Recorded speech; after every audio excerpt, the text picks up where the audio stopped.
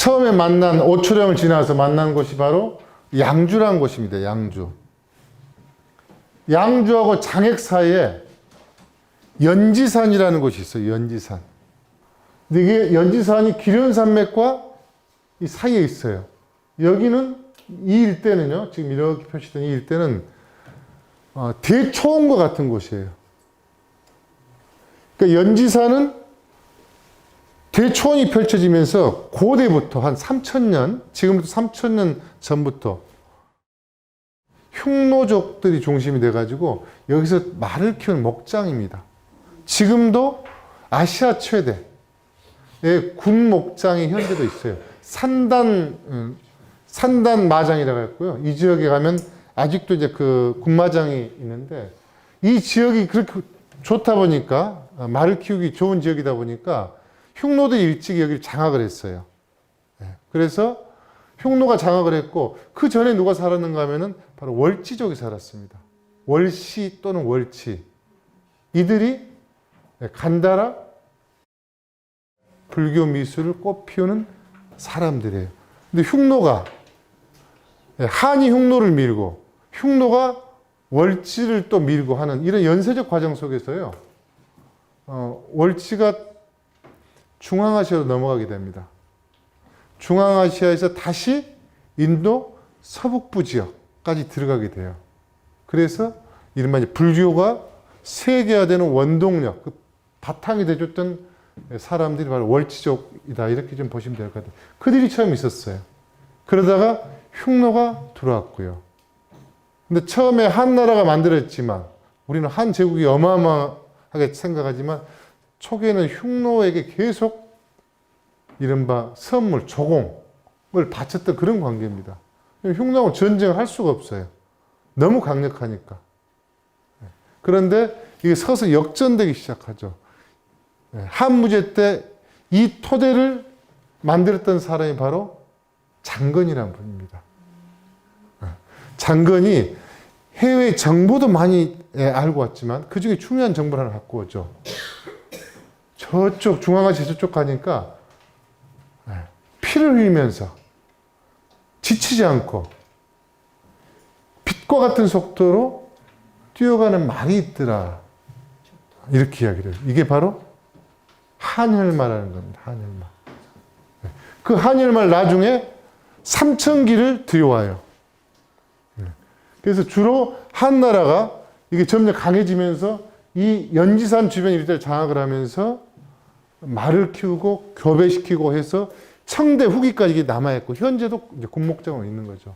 근데 연지산은 제가 첫 시간에 말씀드렸는지 모르겠습니다만은 연지곤지 할 때 그 연지예요. 그러니까 흉노의 굉장히 높은 직위에 있는 분들의 부인들이 썼던 화장품을 만든 곳입니다. 이 연지산에서 나온 꽃으로. 이게 나중에 중국이 전해지는 거예요. 이른바 중원문화에. 그러면서 그 독특한, 우리는 뭐 결혼할 때 그렇게 하게 하자, 뭐 찍고 하잖아요, 연지곤지. 근데 이게 이제 원래 유래는 어떠한가에 대해서는 좀 더 찾아봐야 될 필요는 있겠지만, 어쨌든, 연지곤지 할 때 그 내용이 바로 연지산, 언기산 또는 언지산이라고 표현하기도 한데요. 뭐 여기에서 이제 시작되는 곳이다. 이곳을 통과해서 가는데 연지산과 이제 관련된 인물 한 분이 계셔서 동영상 하나 잠깐 보고 넘어가도록 하겠습니다. 경주에서 수천 킬로미터나 떨어진 중국 땅. 우린 전혀 예상치 못한 뜻밖의 장소에서 문무왕 비문에 등장하는 투후 김일제의 자취를 다시 만났다.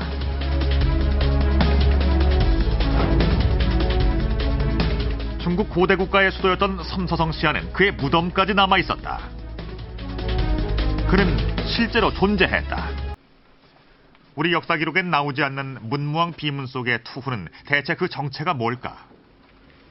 중국의 고대 한자가 수록되어 있는 강희자전. 여기에 우리가 찾는 투후가 실려있다. 투후 김일제. 우리는 비로소 투후가 김일제라는 사람을 가리키는 고유 명사라는 것을 알 수 있었다.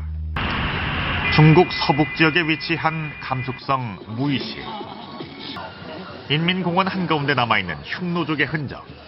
무의시의 상징인 마다비연상은 나는 제비를 뒷발로 밟을 만큼 빠르게 달린다는 흉노의 땅에서 키우던 한혈마다. 마다비연상을 등지고 서 있는 또 다른 석상. 놀랍게도 이 석상의 주인은 투후 김일제였다. 석상 앞에 서는 순간 문무왕 비문 속의 투후 김일제가 보다 실체를 가진 인물로 다가왔다. 흉노人吴为之吴为人也就是，叫个今日蝶，吴为人叫他是马王爷，而且好像不到吴为人叫个像这个，基本上我们国人1000人知道是马王爷有其这样的不认识了一样，好像很厉害的个意思。后来在匈奴在这个时期以后，西汉时期以后，收复了这个河西地区以后，就这个皇帝考上的。 무의시 외곽에 김일제 후손들이 모여 사는 김씨 집성촌이 있다고 해서 찾아 나섰다. 마을 이름은 김가장. 김씨들이 모여 사는 마을이란 뜻으로 붙여진 이름이다. 투후 김일제를 취재한다고 하자 가을 거지를 하던 마을 주민들이 바쁜 일손을 멈추고 달려와 주었다. 마을 주민은 김씨가 압도적으로 많았다. 800여 호 가운데 김씨가 600여 명에 달한다.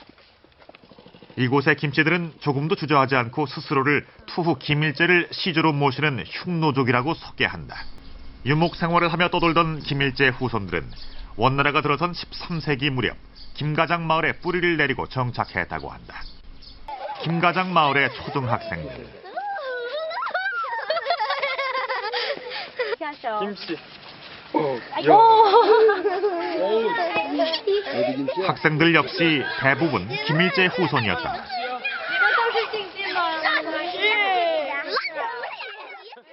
예, 아마 영상 보신 분도 계실 것 같아요. 이런 유사한 패턴의 영상 다큐들이 몇 번 나왔었습니다. 경주 김씨와 관련된 내용이기도 한데요. 제가 이제 이런 자료들 자꾸 좀 보여드린 이유는 서안에서 출발해가지고 요즘에 교통이 좋다 보니까요. 난주 주변 구경하고 기차 타고 바로 돈항으로 갑니다. 중간에 사실상 돈항의 어떤 불교 사적인 거라든가 이런 굉장히 중요하긴 한데 실제 역사가 이루어진 무대는 양주, 장액, 가욕관, 주천 바로 이 지역들이 가장 그 쟁탈이 심했던 곳이거든요.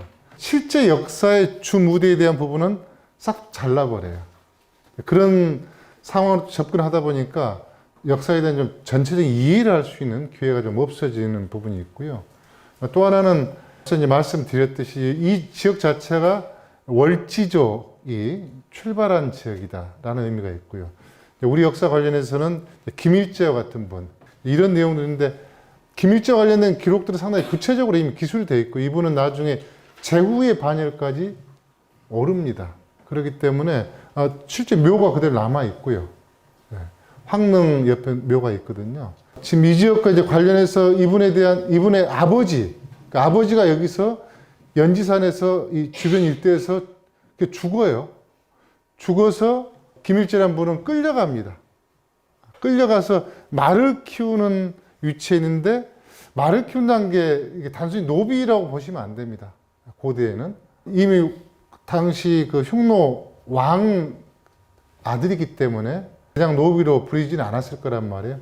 말을 키웠고 그 다음에 점점 더 중요한 직책을 맡게 되는 거죠. 그러니까 나중에 제후의 지위까지 올랐던 것은 이제 기본적으로 다른 출발 조건이 있었다 좀 이렇게 보시면 될 것 같아요. 바로 이제 이 지역 양주하고 장액 사이에 이런 역사적 의미가 이제 있는 지역이 되겠고요. 하나만 더 영상을 보실 텐데요. 이 부분은